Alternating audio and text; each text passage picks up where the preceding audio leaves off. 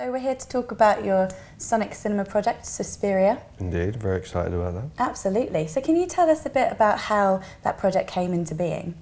Well, Theo, who runs Sonic Cinema, is an old friend of mine, and many times we'd had conversations about our mutual love of film and music and where they cross over, and either films about music or films that are known for having quite iconic soundtracks and stuff. And he started doing Sonic Cinema a while ago, and he kept saying, "Oh, we've got to get you along one day," but we just couldn't find the right thing to do. And then I think Rob the Bank did a thing where he played his own DJ set over King Kong, which is a mostly silent thing, and it went very well. And he said, "Was there anything you'd like to do in that way, incorporate your DJing or live music?" And the first thing I thought of was Suspiria, because it had its soundtrack is as loved as the film almost. It's quite integral, but there's also very long pieces of the film where there's not much music and it's atmospheric, but there's still scope to put a slightly different spin on it, And it's a very personal film, and so I wanted it to be something I loved and that was very atmospheric and very visual, so that I could try and attach my own kind of sounds to it, you know what I mean? And what's the film about for people that don't know? It's about a girl who goes to study dance in an academy in Germany, and a very old kind of Gothic building, full of Art Nouveau and sort of deco stuff. Beautiful sets, like the set design and production design is incredible in the film, and strange stuff is happening around the academy and with the girls who study there, and the rumour is that it's run by a witch. An old Greek woman who moved there, in the late 1890s or whatever, and is living somewhere still in the building, and is this sort of matriarch, an old part of a coven. So it's incredibly atmospheric. It's a wicked film. It's definitely what people would call a cult horror film. Definitely, yeah, but it's not sort of cult in as much as it's so bad it's good kind of thing. It really, is a touchstone for a lot of people who are not just into movies like that, but also who've made movies like that. It's a sort of bona fide classic, and it's just the fact that it was Italian and so might not have had the same distribution and stuff. I don't think it really got its fair shot, but it's one of those things, obviously, with video and then DVD that people are always discovering, and but it doesn't get screened very often. So this is obviously another opportunity to show it on a big, beautiful screen like they have here, in great surroundings, because it doesn't get that much of an airing. And you said earlier that you've got a bit of a personal connection to the film. When did you first stumble across it? Well, it's weird. I remember when I was a kid, occasionally I would buy this magazine called Fangoria, and it's not really meant for kids. It's a magazine that was about horror movies, but how they're made. And there was a lot of incredible makeup effects and special effects by all these sort of iconic guys like Dick Smith, Rick Baker. And I was fascinated as a little kid because I'd look at these images and I'd think, I can never see these films, This is astonishing. And, being a little boy, you're into like gory stuff and all of that. And a lot of it was, Michael Myers and monsters and slashers and what have you. But I remember vividly coming across two photos in there that totally stopped me in my tracks, that were astonishing. And I was only about 10 or 11 or something.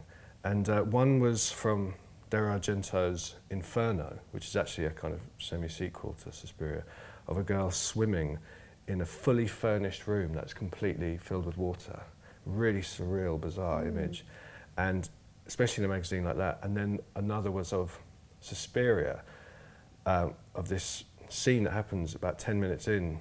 I won't ruin it for anyone who hasn't seen it, but it's a girl lying on a black and white checkerboard kind of floor, and a window has fallen in onto her, and she's lying there, and it's an amazing shot. It really, once that happens in the film, this scene, anyone who hasn't been paying attention is absolutely nailed to the screen from this point on.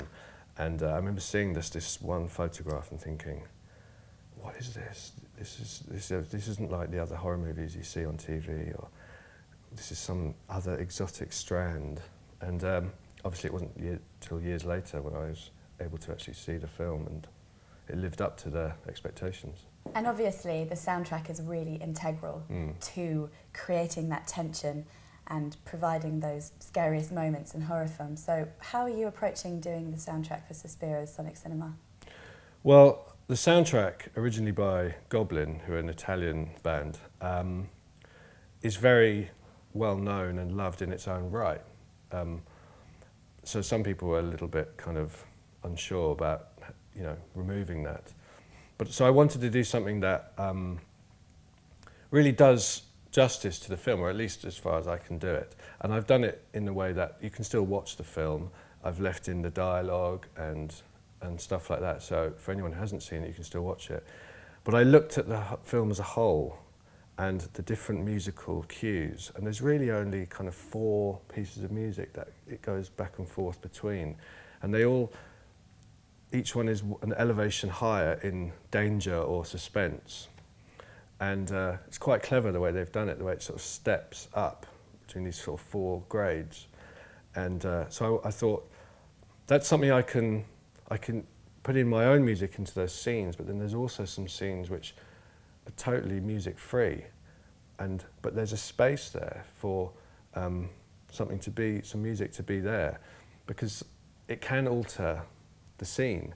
Someone can be having a conversation and you can put some quite sort of mild, mellow music underneath, and it makes you feel at ease. You could show the footage of the same conversation and put something moody underneath, and automatically people are on edge, even if what's going on the screen is identical each time.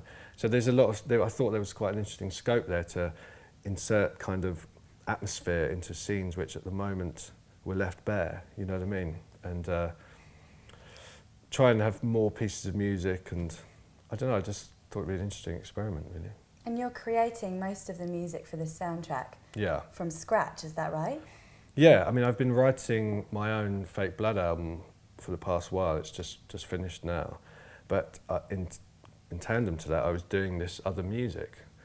Before I even knew this was happening, I was doing a sort of side album, and it just so happened that a lot of it seems to fit really well. And then there's other music I've made in the past, and there's new music I'm making specifically for this. And yeah, it's all my own stuff done from scratch, which no one would have heard before, I think. Wow. Yeah. And I know you're not one for pigeonholing, but obviously this soundtrack is a bit of an alternative to, what you said will be on your Fake Blood album, I'm imagining. So can you tell us a bit about what that might sound like? Well, the Fake Blood stuff is more for clubs, or it's that sort of tempo, it's 4 to the floor, and it's some of it's more driving stuff. This is very much about atmosphere and about serving the film. So there's no like clubby, there's no dance tunes in there. It's more slower tempos, more about atmosphere and strange sounds, and there are rhythms, there's beats in there, but they're at a different tempo, and they're meant to create a bit more tension. And so it's almost kind of going back to stuff I made originally, like instrumental hip-hop stuff with lots of chopped samples and atmospherics and things like that. And it's just great fun to do. It's almost therapeutic to make music like that. I just love it.